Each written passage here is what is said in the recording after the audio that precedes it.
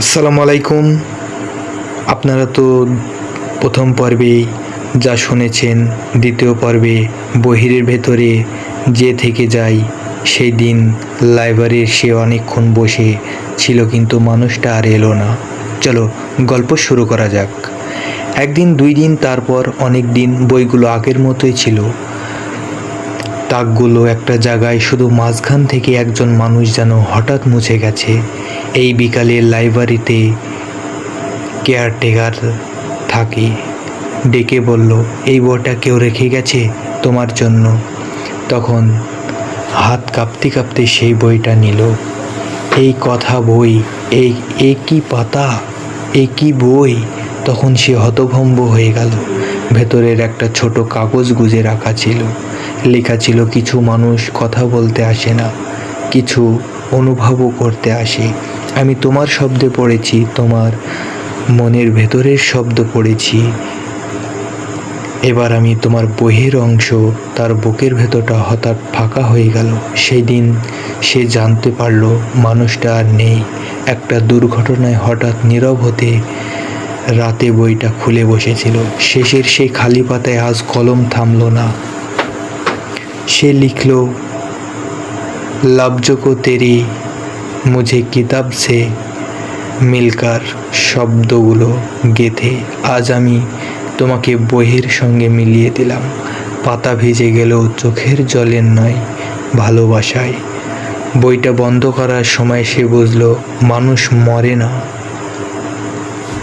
কিন্তু মানুষ মরে যায়, কিন্তু মানুষ শব্দ হয়ে যায়, সেই থেকে যায়। আজ কেউ যদি সেই বইটা খুলে পড়ে, হঠাৎ মনে হবে এই লাইনটা যেন কারণ নিঃশ্বাস, কারণ কিছু ভালোবাসার মানুষ হয়ে আসে আর শব্দ হয়ে বেঁচে থাকে। জানি না এই ডায়েরিটা আমি পূরণ করতে পারবো কি। শব্দর মাঝখানে মিলিয়ে থাকা এক দুর্ভাগ্য কষ্টের ডায়েরি। জানি না পাতার ভিজে গেলে মানুষ কত কষ্ট পায়। মানুষ খুবই কষ্ট পায়। ভালোবাসা এক এমনই শব্দ, বইয়ের পাতার মতো। খুলে পড়লে হঠাৎ মনে হবে এই লাইনটা যেন আবারও জেগে উঠেছে, কারণ ভেতরটা যে ফাঁকা, হৃৎপিণ্ড যে ধূপ। দুর্ঘটনা হঠাৎ নীরব, খালি পাতায় আজ কলম। শেষের দিকে একটা খালি পাতা, যেন গল্পতেই অসম্পূর্ণ। ভয় জন্মায় হঠাৎ প্রশ্ন করলে, মনে হয় আমি কথা বলতে পারবো না, কারণ লুকিয়ে রেখে সেই কাকতালীয়ভাবে, কিন্তু চেনা হয় শব্দের মাধ্যমে। মানুষের সাথে মিললেই শব্দের মাধ্যমে মিল। তাই সে কিছু বলল না, কারণ শব্দগুলো তো তখনই মুছে গিয়েছিল। কারণ মানুষটা বলল, এটা পড়ে মনে হলো এটা শুধু লেখা নয়, এটা আমার জীবন। এটা আমি জীবন দিয়ে মন শান্ত করে লিখেছি, কারণ এই ডায়েরিটা যে পড়বে তার জীবনটা বন্দি থেকে বাহিরের পাতায় সুন্দরময় হয়ে যাবে।